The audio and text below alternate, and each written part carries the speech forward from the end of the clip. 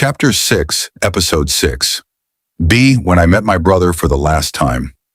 Sometimes life gives us one final meeting without telling us it is the last. By the time I had settled into life at Massawa Naval Base, I had learned that military life was always balanced between peace and danger. Our commanders constantly prepared us. Sirens sounded regularly. Training never stopped. Across the mountains between Massawa and Asmara, the Ethiopian army defended the surrounding areas. Everyone knew the situation could change at any moment.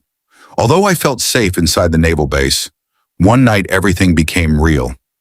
At that time, I was attending night school. Around 9 o'clock in the evening, the emergency sirens sounded with unusual urgency. A military bus rushed to the school and immediately brought us back to the naval base. No one needed to explain. We knew something serious was happening. Around 11:30 that night, heavy artillery fire began. The shells were launched from many kilometers away.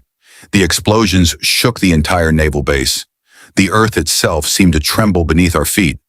We immediately ran to the armory, collected our Kalashnikov rifles, and moved toward the defensive positions we had already prepared behind the naval hospital.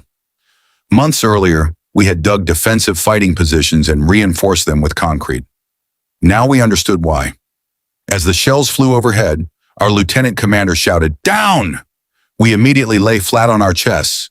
Moments later, another explosion passed above us. The sky lit up with fire. Fragments scattered in every direction. The sound is something I have never forgotten. One moment especially stayed with me. One of our fellow soldiers was struck by part of another soldier's body after a direct artillery hit on the parade ground. Covered in blood and shocked, he believed the injuries were his own. He cried out, "I am dead!" But the blood belonged to someone else. The trauma affected him deeply. The war had entered our lives. By morning, our army had moved forward and responded. Around 8 o'clock, the shelling stopped. That night taught me something I have never forgotten. Military life walks between life and death. When danger becomes real, fear almost disappears. Your mind becomes strangely calm. You simply do what must be done. Later, another experience reminded me how quickly life can change. While serving at Massawa, I was occasionally assigned to additional security duties aboard civilian ships traveling between Assab and Massawa. My responsibility was to help protect the passengers. During one voyage while returning toward Massawa, our captain received an urgent radio message. Floating naval mines had drifted into the Red Sea after a distant conflict. The war was not taking place on the Red Sea itself, but powerful waves had carried the mines into shipping routes. The passengers knew nothing. Children played, families rested. Everything appeared peaceful. Only the captain and our security team understood the danger. Throughout the night, we searched the dark water with binoculars. The waves hid everything. A floating mine could appear at any moment. I prayed quietly, not only for myself, for the children, for the mothers, for every family aboard the ship. Eventually, a Navy warship arrived and safely guided us into Massawa Harbor. That experience taught me another lesson. When responsibility belongs to you, fear cannot become your leader. Preparation, patience, and clear thinking save lives. But the memory that has stayed with me more than any other happened during my medical board examination in Asmara.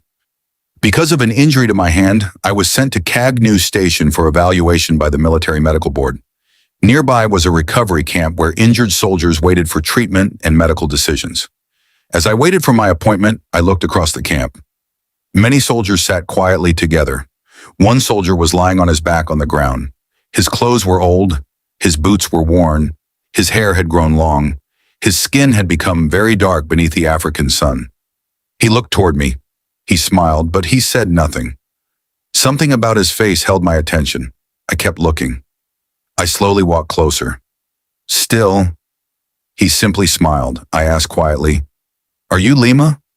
No answer, only his smile. Again I asked, "Are you Lima?" Still, he only smiled. Then suddenly, my heart knew. I dropped to the ground beside him. I embraced him, and I cried.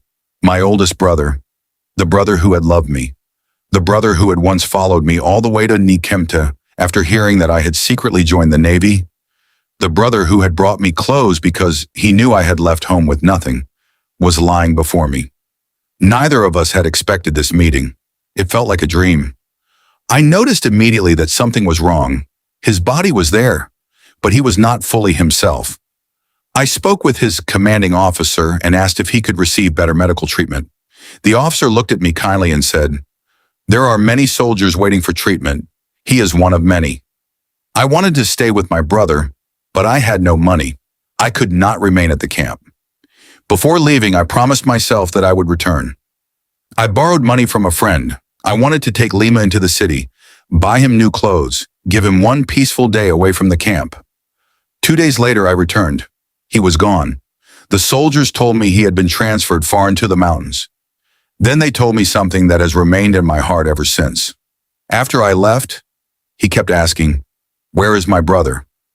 Where is my brother?" Again and again. Because he continued asking for me, they eventually moved him to another location. No one could tell me exactly where.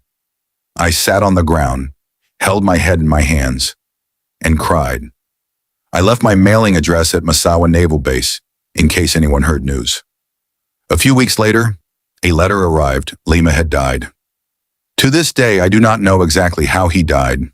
Sometimes life gives us only one final meeting, and we do not know it is the last. Looking back now, I believe God gave me one final opportunity to see my brother. Not for long, only for a moment, but enough for us to find each other one last time. That meeting taught me something I have carried for the rest of my life. We work hard, we build businesses, we collect possessions, we make plans for tomorrow. But none of us truly knows what tomorrow will bring. Life is precious. Family is precious. Love should never be postponed. When I think of Lima today, I do not first remember his coffee business or his bicycle. I remember his smile, and I remember the soldiers telling me he kept asking, "Where is my brother?" That question has echoed quietly in my heart for many years, and perhaps it always will. Next week, Chapter 6, Episode 6. C. Leaving the Navy, losing friends, and discovering that God was leading me toward a different future.